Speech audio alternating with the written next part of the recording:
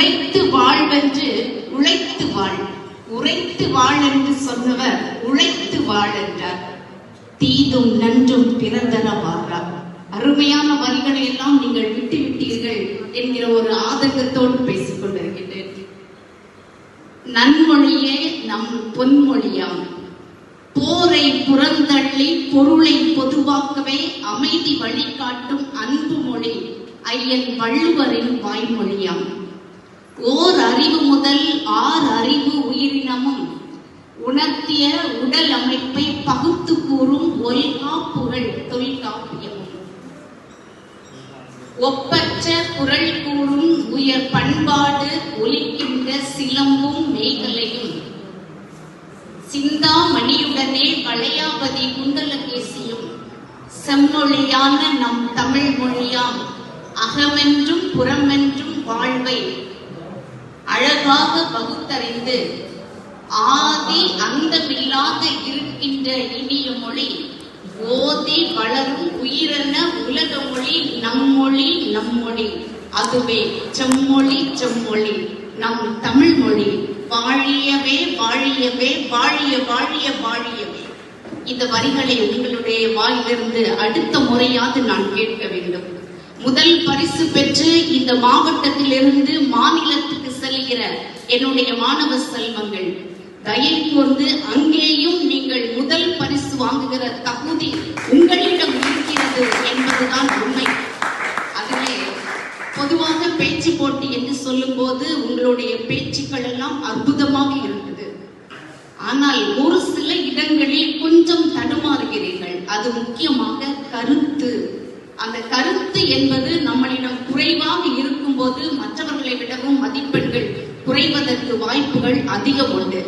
அதனால் இனிமேல் வருகிற பேச்சாளர்கள், இனிமேல் உதயமாகிற பேச்சாளர்கள், உதய சூரியனுக்காக எழுந்திருக்கிற பேச்சாளர்கள் கருத்துக்களை கொட்டுங்கள், வாழ்த்துக்கள் என்று சொல்லி விடைபெறுகிறேன்.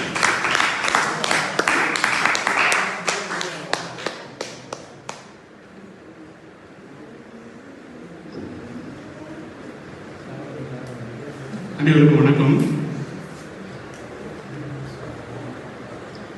என்று பிறந்த நாளாம் என்று உணராத இயல்பித்தாம் எங்கள் தாய் என்பது மகாகவியினுடைய வாக்கு.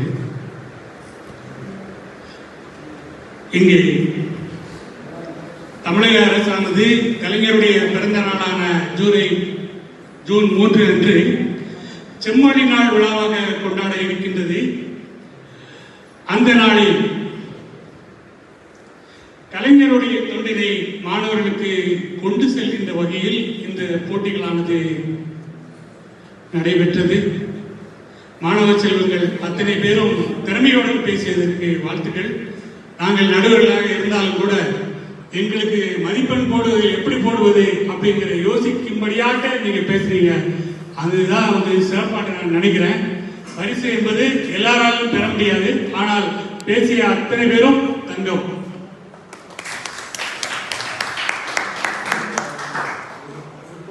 நாங்கள் எல்லாம் படிக்கும்போது நானும் மாதவன் சார் இன்னைக்கு தமிழ் துறை தலைவர் போட்டி போட்டு படிச்சுட்டு இருப்போம். படிக்கும்போது படிக்கக்கூடிய காலகட்டத்திலே தெரியும், அவர் ஒரு வழியா போவார், நான் ஒரு வழியா போவோம்.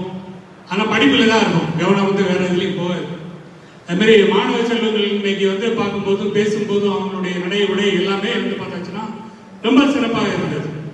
இதுல இன்னும் என்ன சொல்ல போனோம் அப்படின்னு பார்த்தாச்சுன்னா, பேசி முடிச்சவங்க அமைதியா இருக்கணும். அமைதியா இல்லை, அவங்க ஒர்க்கு முடிஞ்சிச்சே அப்ப நம்ம பேசிட்டு இருப்போமே அப்படின்னு பேசக்கூடியவங்களுக்கு ரொம்ப டிஸ்டர்பன்ஸ் கொடுத்துட்டே இருந்தீங்க. அது ஒண்ணுதான் எனக்கு இதுல ரொம்ப வருத்தமா இருந்துச்சு.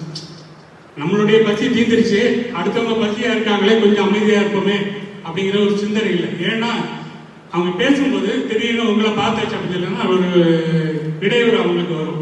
அதனால நீங்க அடுத்த முறை வேற இடங்களுக்கு போனாலும் பேச முடிச்சாச்சுன்னா அமைதியா அடுத்தவங்களுடைய கருத்தை உள்வாங்கக்கூடிய அந்த நிலையில இருக்கணும்.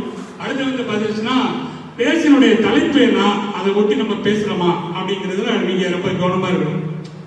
ஏன் அப்படின்னு சொல்லி வச்சுன்னா, இந்த கல்லூரிங்கிறது, இந்த கல்லூரியில தான் நான் பிஹெச்டி முனைவர் பட்டம் இங்கதான் நான் ஆய்வு எல்லாம் பண்ணேன். நான் அந்த ஆய்வு முடிக்கும் போது எனக்கு அந்த பொறுப்புல இருந்து செய்தது நண்பர்.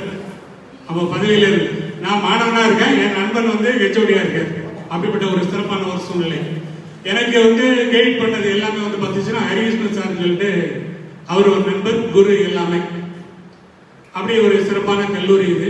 இதுக்கு முன்னாடி இருந்த கிள்ளியூர் சார் வந்து பார்த்துச்சுன்னா மிக நெருக்கமானவர், விநாயகர் சார் நெருக்கமானவர், சீனிவாசன் ஐயா வேண்டியவர். அப்படி எல்லாருமே வந்து வேண்டிய மனிதர்கள். இங்கே சதீஷ் சார் இருக்காரு, அவர் ரொம்ப நெருக்கமானவர். அப்படி தமிழ்துறை வந்து சிறப்பான துறையாட்டு இங்கே இயங்கிட்டு வருது. இங்க வந்து என்ன சொல்ல வரேன் அப்படின்னு பார்த்துச்சுன்னா, இங்க கலைஞர் வந்து பார்த்தோம் அப்படின்னு சொல்லிச்சுன்னா, செம்மொழி அப்படிங்கிறது சாதாரணமா நம்ம வாங்கல. அது முதல்ல ஞாபகம் வச்சுங்க. மிகப்பெரிய போராட்டம். இதுல ஒண்ணு என்ன சொன்னா அப்படின்னா, ஒரு நன்றி உறவா ஒரு மனப்பான்மை. ஐயா கலைஞர் வந்து என்ன செய்தார் அப்படின்னா, பரிதிமார் கலைஞர் வந்து சொன்னார். ஏன் சொன்னாரு அப்படின்னா, செம்மொழிங்கிற வார்த்தையை வந்து அந்த பரிதிமார் கலைஞர் தான் பயன்படுத்தினார். அவர் எப்படி சொன்னார் பாருங்களா, ஒரு நீதிபதிக்கு நேராக ஒரு நீதிபதியை பத்தி நண்பர் சொன்னார். இங்க செங்கல்பட்டு மாவட்டத்துல நீதிபதியா இருக்காங்க. நீதிபதியினுடைய வார்த்தை எப்படி இருக்குமோ அதே மாதிரி பரிதிமார் கலைஞர் நீதிபதி மாதிரி சொல்லியிருக்காரு. என்ன சொல்லியிருக்காரு அப்படின்னா, அமிழ்தினும் இனிய நம் தமிழ் மொழி எவ்வாற்றான் ஆராய்ந்த வழியும் உயர்தனி செம்மொழியே ஆகும் என்பது திண்ணம் அப்படின்னு சொல்லியிருக்காரு. அன்னைக்கே அவர் வந்து என்ன செய்யறாரு, எழுதும் போதே இது உயர்தனி செம்மொழி தான் அப்படின்னு சொல்லிட்டு பதிவு பண்ணாரு. பதிவு பண்ணது அப்படியே வந்து கலைஞர் என்ன செய்யறாரு, இவருக்கு சிறப்பு செய்யணும்னு சொல்லிட்டு அவருக்கு எல்லா விதமான சிறப்புகளும் செய்தாரு.